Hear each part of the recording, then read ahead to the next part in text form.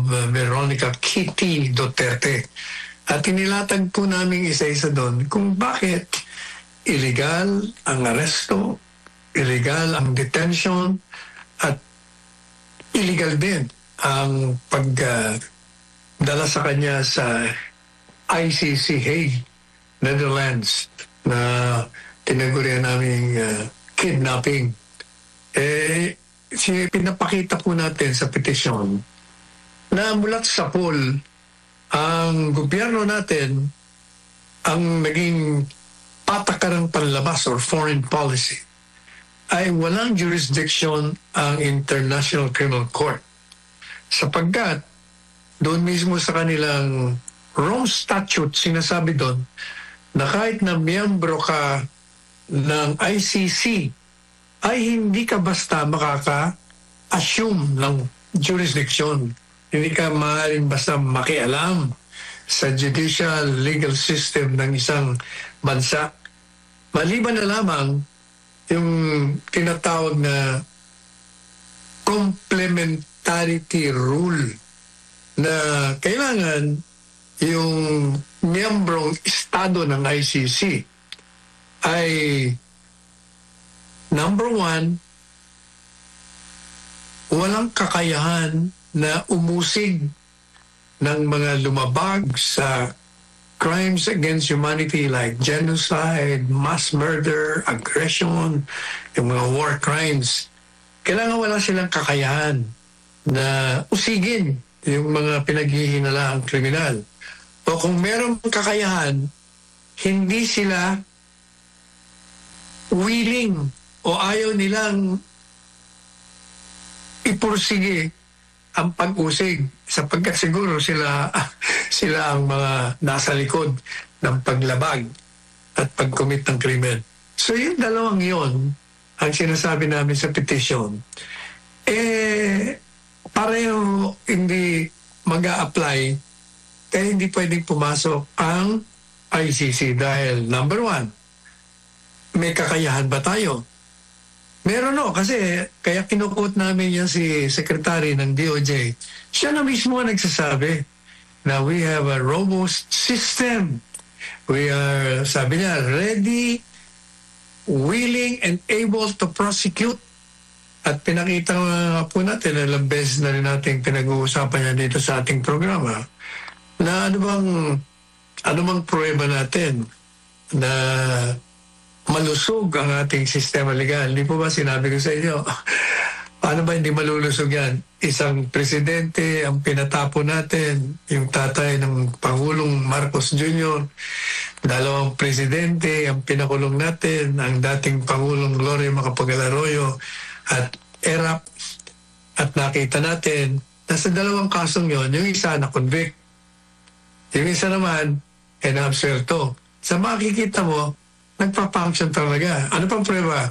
Hindi po ba daan-daan, libo-libo ang mga nakakulong sa ating mga detention facilities na ibig sabihin, nagkaroon sila ng tinatawag na due process, niliti sila at sila ay napatunayan na may sala. Kaya nakakulong. Ang iba naman ay nakalaya. So ano pa bang prueba na meron tayong sistema legal na nagpa-function na mataba, malusog. Kaya sabi namin, hindi pa pwede. Kasi may kakayahan at ipinakita sa inyo na may kakayahan at talagang nagsasampa ng mga kaso at nagkakaroon ng paglilitis at nagkakaroon ng judgment. Pangalawa, yung sinasabi na hindi kasi may immunity yan si Presidente Duterte kaya hindi walang hustisya. Pero alam po ninyo, sa 6 na taon na sinasabi nilang 30,000 namatay o napatay, ilan lamang ang naihain na kaso. Actually, marami. Kaya lang, ang problema walang ebidensya, walang preba. Kaya hindi nyo masisisi ang mga taga-usig, mga piskal, na dinidismiss ang kaso. At hindi lang yan, 6 na taon kung totoo yung sinasabi nila walang hustisya. Kasi daw, takot kay Presidente Duterte. Mag-aapat na taon na ang administrasyon, 3 taon na Going 4 na. Wala pa rin yung kasong inihain sa kanya. Paano niyo masasabi ngayon na kaya hindi nagkakaroon ng kaso dahil malakas, natatakot kay Presidente Duterte? So madalit sabi, pinakita ko namin sa petisyon na lumabag ang gobyerno sa batas, sa saligang batas. Unang-una, di ba, sinabi ko sa inyo, ang teorya ni Presidente Duterte at ako'y naniniwala, katunay, pati Korte Suprema umuo doon sa kaso ng Tanyada versus Tobera, na ang isang batas, bago maipatupad, bago magkaroon ng lakas at buhay, a law, before it becomes enforceable, before it has force in effect, kailangan mailathala muna sa Official Gazette o sa isang newspaper of general circulation. Dahil sa ating saligang batas, sinasabi na bago mo tanggalan ng kalayaan, bago mo tanggalan ng buhay, bago mo tanggalan ng ari-arian ng isang mamamayan, kailangan bigyan mo siya ng pagkakataon na ipagtanggol niya ang kanyang sarili, na walang basihan ang pagtatanggal sa kanya ng kung hindi man buhay, yung kanyang ari-arian o kanyang kalayaan. No person shall be deprived of life, liberty, or property without due process of law. Which means that the citizen that you will deprive of these guarantees has to know exactly what he is violating. Kailangan malaman niya, ano ba? Bakit mo gusto akong pakulong?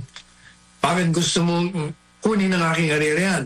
Bakit gusto mong tanggalan ako ng kalayaan? Bakit gusto mo akong patayin? Kasi meron tayong death penalty dati. Anong dahilan? Kailangan, sabi ng ating saligang batas at bilang pagsunod sa direktiba ng saligang batas, nagkaroon tayo ng Commonwealth Act number 638, particularly Section 1 thereof. Anong sabi doon?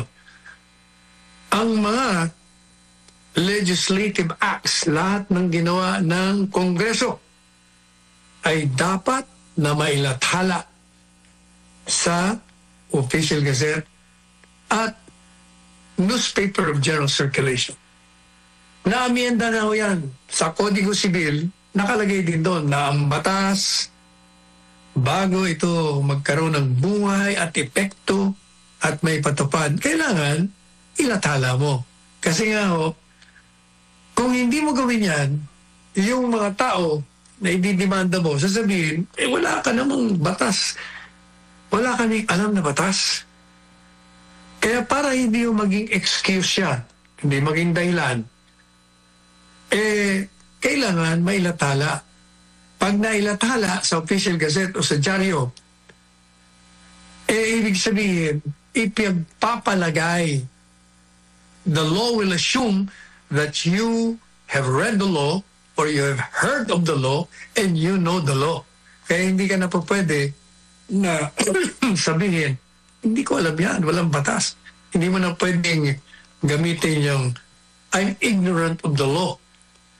Kaya hindi ba meron tayong doktrina na sinasabi, ignorance of the law excuses no one from compliance therewith. Kasi yung ibig sabihin, dahil nailathala na yan, you're presumed to know the law. And kahit na sabihin mo ignorante ka, pinagpapalagay na alam mo yan. O kaya sa puntong yan, walang jurisdiction. At sabi po namin sa petisyon, ipagpalagay na natin na tayo ay naging miyembro nga. Pagpalagay na natin na merong matibay na pagpapatupad at sapagkat nagkaroon ng buhay at lakas kahit na hindi na lathala. Pagpalagay na. Papasok nga ako yung sinasabi ko kanina, ang principle of complementarity rule. Hindi sila pwedeng pumasok sapagkat tayo ay willing, may kakayahan, umusig, at inuusig natin. Hindi ba ba? So hindi sila pa pwedeng pumasok. Pero ang sinasabi nila, sa Rome Statute na naging membro kayo, nakalagay din doon na pag nasimula namin ang investigasyon, ay obligado pa rin kayo mag-cooperate sa amin. Yan ang kanilang argumento. Pero sabi ko po sa kanila, pinag-aralan natin ang Rome Statute. Ang nakalagay doon, kung yung investigasyon nila ay nagsimula bago tayo kumalas, ang problema, kumalas tayo ng March 17 ng 2018. Doon sa kanilang Rome Statute, magiging effective lamang ang pagkalas 1 year after. So, ibig sabihin, magiging effective yun ng March 17 of the following year, 2019. At yung pong special prosecutor at that time, naghain ng motion na kung pwede nang masimula nila ang investigasyon sa ating bansa kay Pangulong Duterte at kung sino pa yung reklamo nila. Makalipas ang 1 taon at 7 buwan, kasi September of 2019 na ho sila naghain ng motion na simulan. Pinagpipilitan po nila na hindi, nag-imbestiga kami sa inyo bago kayo pumalas. Ang sinasabi ko nilang investigasyon, hindi investigasyon. Kung hindi preliminary examination, sinuri nila bago sila makapasok kasi nga, gaya ng paliwanag kong paulit-ulit, kung yung complementarity rule ay na-observe. Pinag-aralan ho nila na meron bang kakayahan ng Pilipinas? At kung may kakayahan ba, inusig nila. Kaya nga ako matatandaan nyo, yung Solicitor General natin ngayon, si Guevara, pinulaan natin kasi file siya ng file sa ICC ng ano-ano mang pleadings. Pero yung pleadings niya naman, kini-question niya ang jurisdiction. Sinasabi niya, teka muna ho, sa amin pong jurisdiction, ang legal system namin malakas. Kaya wala ko kayo, hindi kayo pwedeng pumasok. Pero nag-rule pa rin sila. 3 ang pumabor na may jurisdiction sila, 2 ang nagsabing wala kaming jurisdiction. So madaling sabi, tinuloy nila. Pero ang problema nga, hindi naman ho yung investigasyon contemplated under the Rome Statute. Yung investigasyon proper, sinimulan ho lang na nila yon at nasa record dyan noong Setyembre. 1 year after and 7 months nang naging effective yung ating formal withdrawal. Kaya sabi namin, talagang wala kayong jurisdiction. Ngayon, sinasabi pa rin namin sa aming petisyon na yung pag-aresto ninyo, sinasabi nyo, bata yan sa pakiusap ng Interpol. Sinasabi ko namin sa petisyon, teka muna, wala namang unang-una, di ba, ang minaargue nga namin doon, red notice, na kahit may red notice, kailangan pang dumaan sa judicial process. Yung pala, lumalabas, hindi naman pala red notice, diffusion, lalo na. Lalo nang nagkaloko-loko yung kanilang posisyon. At hindi lang yan, sabi ko natin, di ba? Kung walang jurisdiction ng ICC na nakiusap sa Interpol na arestuin ang Pangulong Duterte, paano magkakaroon siya ng jurisdiction? Ang nagkikiusap na arestuin ay walang jurisdiction. Yung pinakiusapan, walang jurisdiction. Kaya, ang nagpatupad ng illegal na aresto ay ang gobyerno. Ang ICC, ang kanyang nilabag, ay ang sarili niyang batas. Nag-issue siya ng warrant of arrest ng hindi naaayon sa kanilang batas. Bakit kanyo? Kasi, nung inaresto nila, sa kanilang batas, sinasabi din doon na bago mo ipatupad yung warrant of arrest doon sa bansa na gusto mong arestuin, kailangan ipadaan mo sa isang judicial authority sa hukuman. Nilabag nila mo yun. Ito namang gobyerno natin, yung mga opisyalis, nilabag din nila yung ating batas dito. Anong batas natin dito? Extradition Treaty. Na ang isang mamamayan na tatanggalin mo rito sa Pilipinas at isusuko mo doon sa bansa na gustong usigin siya sa kanilang bayan sapagkat may ginawa kang krimen sa kanila.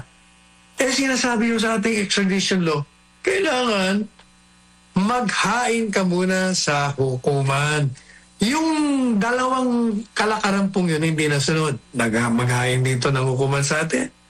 Ito ng mga ICC, maghain ng petition sa hukuman tungkol sa kanilang warrant of arrest. So, madalit sabi, lahat ng mga kalakaran, hindi nila sinunod. Meron naman silang bago. Hindi, merong, ano ba yung in-invoke nila, under Section 17 ba yun, on 9851 Republic daw. Nakalagay daw doon. Kung nasimula na ang investigasyon natin at nag-iimbestiga ang tribunal sa labas, yung ICC, ay pwede nating isuko. Yun daw ang ginagamit nila ngayon. Teka muna. Ipagpalagay na natin na applicable yung batas na yun. Ang nakalagay po doon sa batas na yun, in the interest of justice. Madali sabi yun. Hindi porket nag-iimbestiga sila, ay ibibigay na natin sa kanila. Iyan ang sinasabi ng batas. Hindi po may kulatilya. In the interest of justice. Ang tanong natin, sa interes ba ng bansang Pilipinas na isuko natin ang isang mamamayan na meron naman tayong functioning legal system? Interes ba na isuko natin ang isang mamamayan na magiging pagsuko ng soberentiya ng bansa? Hindi. So paano mag-a-apply yung batas na yon? Hindi yun. So kahit anong tingin mo, talagang illegal ang aresto, illegal ang detention, illegal ang kidnapping. Lahat to illegal Kaya kung nga sabi natin, yung mga ibang abogado, sinasabi nila, ang problema, wala pang siya, walang tawag dito.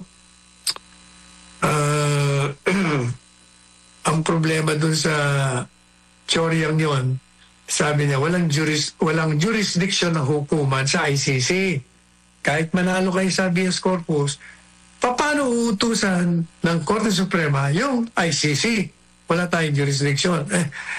Mali naman ang basa nyo, mawalang galang na sa inyo. Hindi pinag-uusapan ng jurisdiction sa ICC.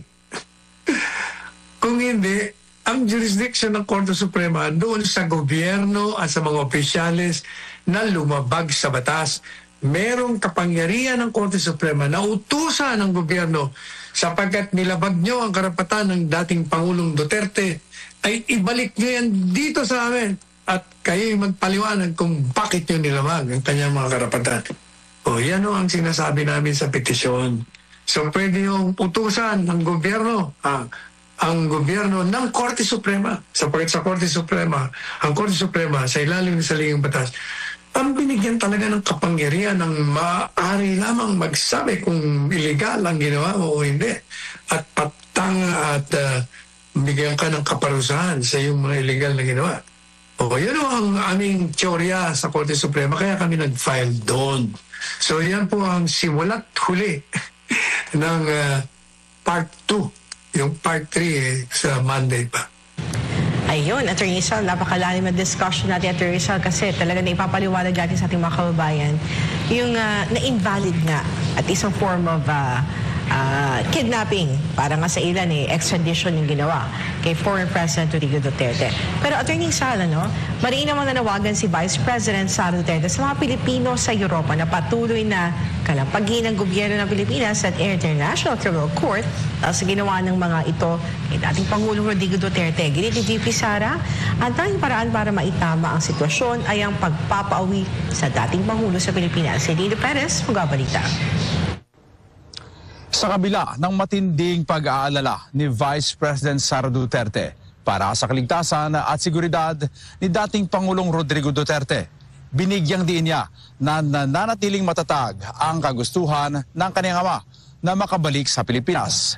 Isang bagay na paulit-ulit itong ipinaaabot sa kanya.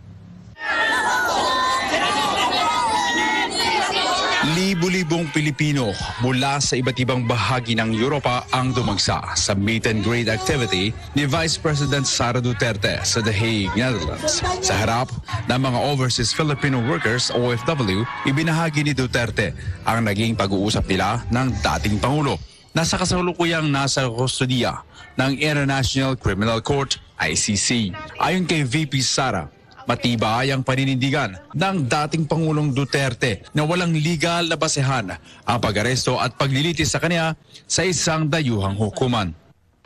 Alam niya na mali ang ginawa, and at to the very minute na tinulak siya paakyat ng eroplano, ilang beses niya sinabi na I want to be tried in a Filipino court before a Filipino judge and a Filipino prosecutor, because he knew